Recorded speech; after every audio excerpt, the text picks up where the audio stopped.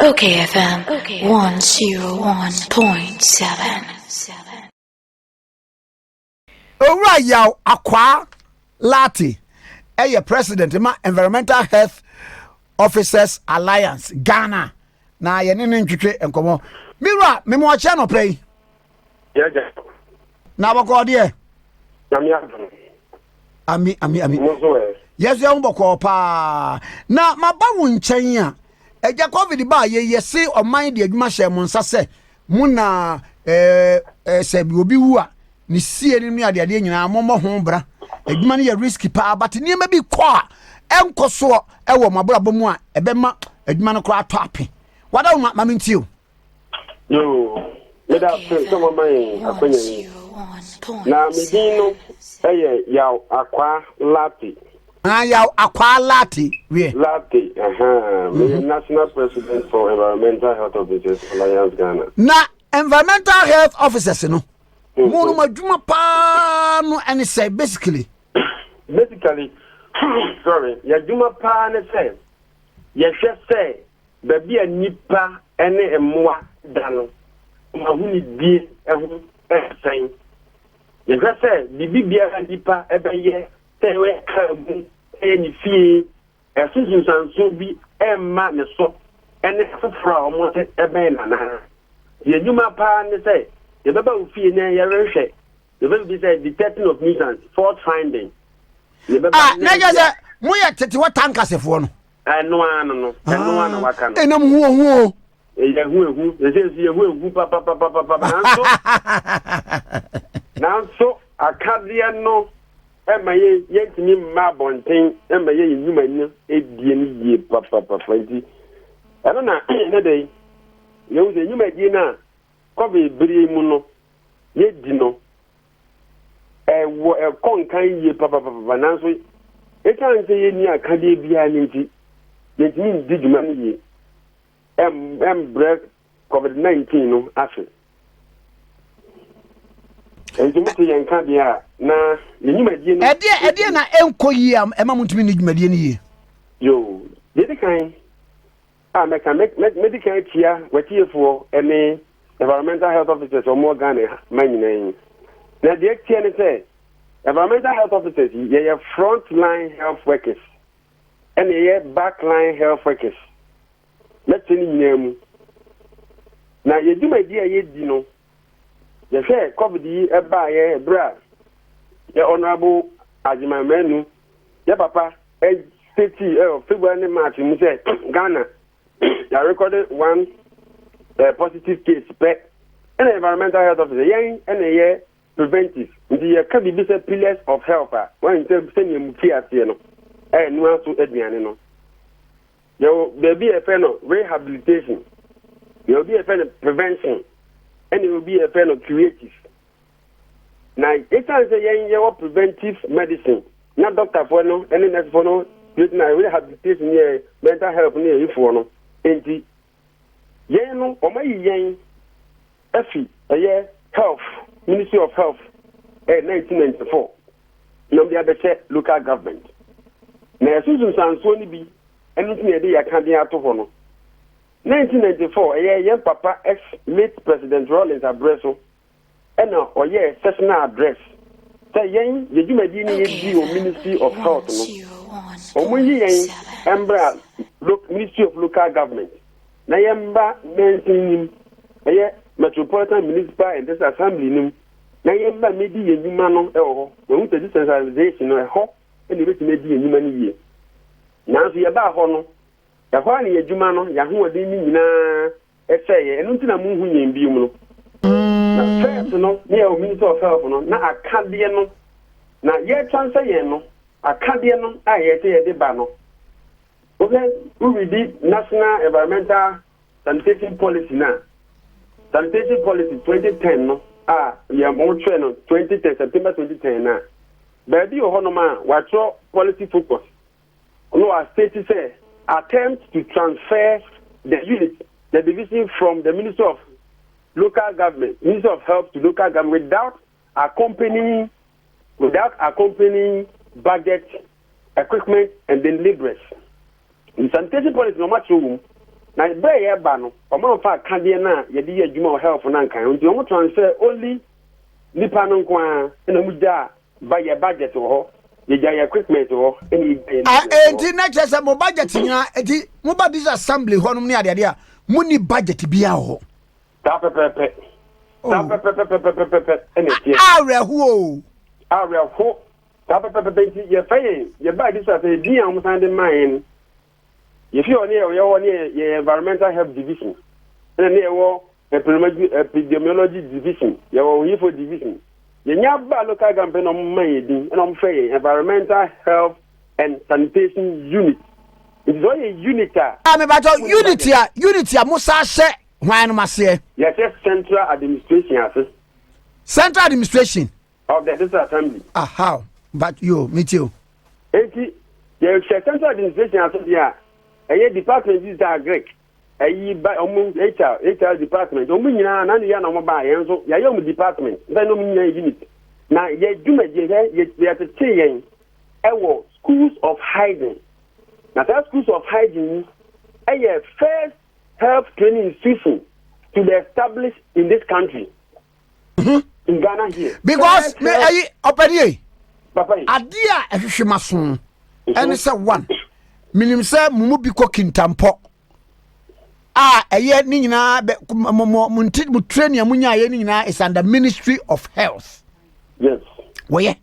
it's under Ministry of Health yeah. Eye ni ekwayi mu free ase ni mu ko local government. Mo pedi yo because minim departments bebre ewo this assembly municipal no ni ade a womu under health ebi under education non formal for say nim ni ade nyina so mo de nko ade e ne ba ya omo ye ne sa Okay, FM. Okay. Papa, report no 68-page report committee tenase no arehu almost sabaye no papa ya dine ho ayanti ase na bi kan no you can be the pillars of health. We have prevention as first, curative second, and rehabilitation. The pillars of health no and they say preventive no no thank us for your every about local government. It is a two no as a mukia na ye no aduane wo so no wuyi ba ku fiswa obey dan no aduane it is a health no edrigu and ba ko so agi 1994 and asa ti edrigu ana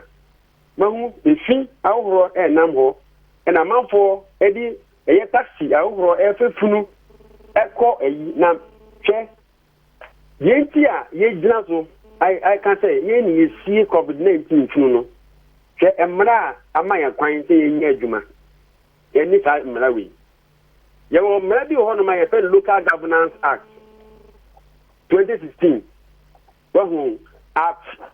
936 with Amendment Act 940 you will be section 14 now or say who is a health officer they'll say health officer of the District Assembly. I quote, Section 14, a person who discharges the duties of a medical officer or sanitary inspector under the Public Health Act 2012 Act 851 shall be the officer of the District Assembly of that area to give effect to and enforce bylaws related to public health made by the District Assembly. Public Health Act now, Section 50 of the Public Health Act 851, Part 5, also protocols environmental sanitation. Section 50, Clause 1 and 2, Clause 1, I quote, hindering of disposal of dead body. A man says, quote, a person commits an offense if that person A unlawfully hinders the disposal of a dead body, or B, without lawful authority, disenters, dissect or mutilate a dead body, or C, being under a duty to cause a dead body to be disposed of, fails to discharge that duty. Clause 2, subsection 2, says, I quote, a person who contravenes subsection 1 is liable on a summary conviction of a fine of not more than 50 penalty units or to a term of imprisonment of not more than 3 months. That law is clause C, no? You can't act, no? section 14 ka say sanitary inspector emra bia any the omo frey but ayi me kai say sa time na tankase wo ho no hwe wonim se ayi ye mfikyire ye bana wono ho eho afu apoto bibre wo ho wo nchansi mu ba bia wo ye aduane enye ye be sama wo na ema nipa di wo mu nipa ele oh ye busu ye papa ye ba Ministry of Local Government I be share local government ase I say ye o ma say pia ye ya say mentioning ye metropolitan municipal and this assembly no it can say ye ni akade bi enti papa ye de bottom to kind of coffee ye field office ye internal office ye de any say ye be we efiem na niema e totena e wo fiem wo bitire fu na o kan ye o gata mu afu gata mu aye fi na emra no kwampo kra ye say bebre na nim ene say first na zoom lion emma no na ye wo zebreta yen ye bowro ko ne enum akọ ra krom na emra bi a yen ye yusu no ye nyuma je nyina no mse papa ye te meba na so me step pa ma say obakọ se be janan agu hanum sei adenti e na wankoto angu na wagya no okura banu na mfram hwansa bosso sa enye ma step pa ma me ma 2 hours be send me dienti agu fie the office dinta me don kokota enye yi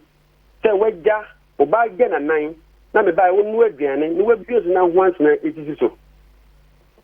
na me de pepa na ma ya me de pepa na ma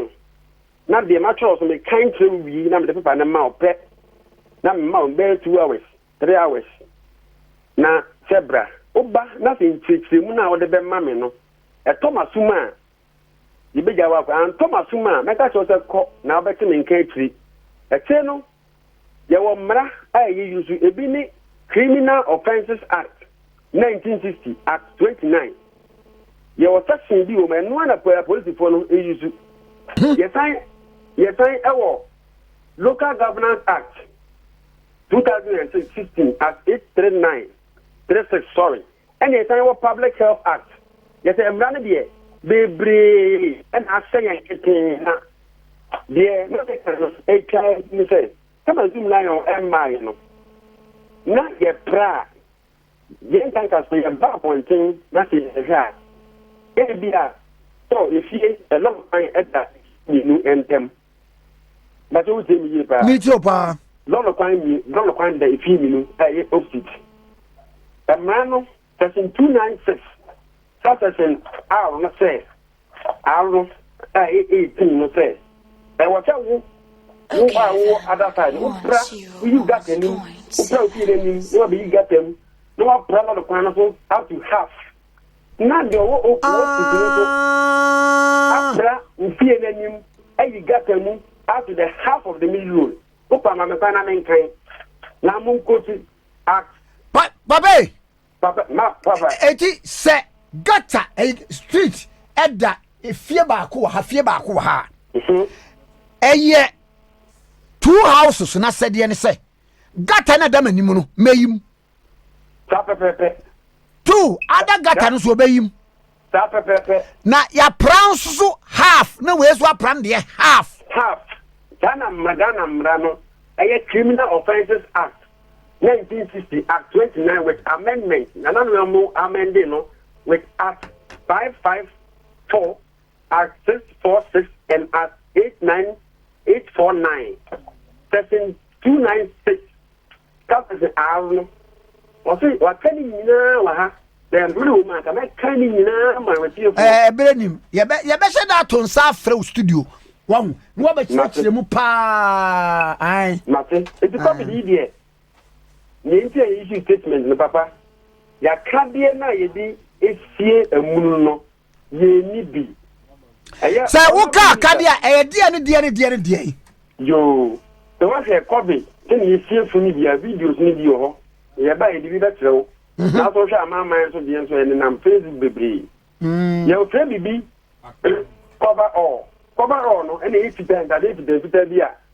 I know overall I fita a blue bi e da chi blue line bi dechi eno e kobaro eno no tatabie no nsuo entimi mfam amko onipadua nim eno e baako ye warranty boot so wo ho warranty boot no ena normal when you be green here the kwafum ya bi ye kan ba tituwa na mo sha black ba do say tituwa na mo sha black warranty boot nana tituwa no Dabi we dey covid fun be fun dey we green no wo ye fun dey na me kan you fun dey ma na ye sisa anse ye tina ko so covid fun enu na me bubo so yi enu aka dey ne yen no enu na yen ni bi sisi ya dey ye nduma ni agu ho it is a new variant here ye mpese ye preventive health for no ye mpese be nya bi enti kan ne ma no warranty boot aye N95 nose mask aye goggles here the kata ye militant say ye discharge chemicals egu the flu so adaka nim adaka na so ye the quest ye also a ye adaka to am nenu ma ye the chemicals gu so amna no aye the adaka ne be tin ye tun 8 feet Okay, FM. na normal one no aye 6 feet obi adi ne 6 feet 8 feet no chefe once a normal one no per the building regulation 1996 no atsayen anamon kwa yintu ta amra grade bia o say 1.8 meters eno 6 feet infectious disease there no 8 feet 8 and 7 sadaka no the tenten 2 feet na mutu aman 8 feet na sadaka ne tima o kata so a adaka no ebe cover 2 feet na wa benya eso no efi eso adaka no so ebesi asase na no e so no 6 feet sene be ya dachi bia no se tie woye ma na se ye pese ye san ewi sie bi mtesa agudome aye ma na omu sie na ube be tu amna na obedu 6 feet no no wato aye infectious disease body na pro that be na pro ndu tu nko esubiem na wasan e de aye ama adaka fu eti so he said that be no to amna 6 feet na 8 feet no first barrier no ho a cover 2 feet da just what about 6 feet no be nya normal one no na what no so na da ka na ka 4 feet wona de no tin agu so that bia no the hoye man e time be see bi ma third one no be tin aba so na nza te be 2 feet dey 2 feet na za hoye makra na Ghana ha mra no e te esieye bia ye ma e te da ho kalu e te so bia banche brother was for 30 good years sana national building regulation no eka so papa ahoya ma ni educaton ahoya ma ni educaton ye betu bo ho ye betu nsuo agula ho ye betu nse ho chemicals yi ani ya le wayi aye di gu covid ji so yi na so nyina no ana no kwa asase na te the building national building regulation can say it that ho follow for 30 years correct ubedu baby no na asayi muzie chika atonton ye tute ya nipa konkura ne na so nyina ne namo employer 30 years there na nipa konkura ne nyina bro ebi sa se ho ye de ni na ye adwuma ne bi na no bo so ache mu no ye ka ba ko na ye mfa nwie why yo ebi akade no cover PPE de de kata ye hune de de se yenka examination ye nya bi minister of health COVID is nyina no Ghana Health Service na honorable Adimamenu health minister so ye the PPE ko the PPE well ye ni refi na honorable Adimamenu refi say our health workers na umusie funu our local government service for that matter metropolitan municipal and this assembly no ho ije omo di bi call health directors no no my so di bi ba local government every day Okay, and as a coordinating director if you are mad make us say they go see fu na omo fe dey fu bi obi amu bi o hono je nko ti a ayi je ko pacho the call health director this is director of health service ko pacho and no wa man bi adenti na o say ba na na the oroma yan kwa wale tin butu nka ho hand gloves nka ho the omo de be ma omo na ye cover all no April ya na eto ya de no to ya na eto ya de ni say de ye sika no ye ti help for aba no ya allowance ni nyina fi so me pam mo wai ni enji ya de wai mate ye bre mate ye allowance nyina fi so enji ye sika no afa strike no mo kwa akosi da ben ya ta ko si bra aban e de akade no bebre okay na ye department no why unit why the department say ne be nya budget na bibia e say no ye timenya DOG you know sika no ni etimi e de atoto akade ni je gu ye store room because time you minister of health no na time bia budget ne ba ye ko to ni yema ye ko procure ni yema be gu ho this a covid ba ye anka ye research be bre nya chemicals anka ye zoom na yon fo e na say be ye private company be ye disinfection no that be a yen it don't really public health act na you prefer be no show street e da ka zoom na yon fo juma ya so message juma ji na so chemicals no they been cramp kwa EPA kwa ma approve akra na so ba me sinin na so ba be yes spray na e was say yen environmental health officer man am say enketin say yan ko chemical kono say yen suo e na odi aba nko a e na say chemicals say nsu aduro na spy say aduro na say ye spray gu hono ma e be di na say anto the free community ni yen environmental ya bode ru catch say ama for say aduro we in ye ba be gu community ni eti wa won kwan bi o lai to bi won kona ko kata so e kan say ye be spray community ni na wa ko gu wa bi ani ma that be ubenya we ya le nsun so we ni na no ya juma so du na be bi a won kan say anya we ko jana no de ko na ya de wa no kwa na ko so medasi ano pe eja enkomo mi no bato aso kina wate e ba che yo medasi wate medasi so mo man ka kwani we ade nhye moden wate yo nka bi mai ni ta ko bi fun no e be ko so fa ye nsie ai ko bi fun so ye won pan you ye won pan you nti e da for more than 3 days as in the WHO kana na e pro e body bag mu ni atum na ye fun that normal one say ye won pan you no e le ko da asen obi e kokko ko se fridge ba e no aye tuntum na covid dia no ye won pan you na akade ni hono na WHO say enter bro na miensa o fridge na akade ni wonti etimi na watu ta bo tumi ba kono na mu pese yen environmental health officers na 9% yen ko yen fa yen fata no enko so ifun yen ko sie ana medasi eja yo so me da senso owura yaw akwa Lati, President, Environmental Health Officers Alliance Ghana, any train common. Now, my main fan carbon, you know, in Tremna fee, any vehicle for and fan common.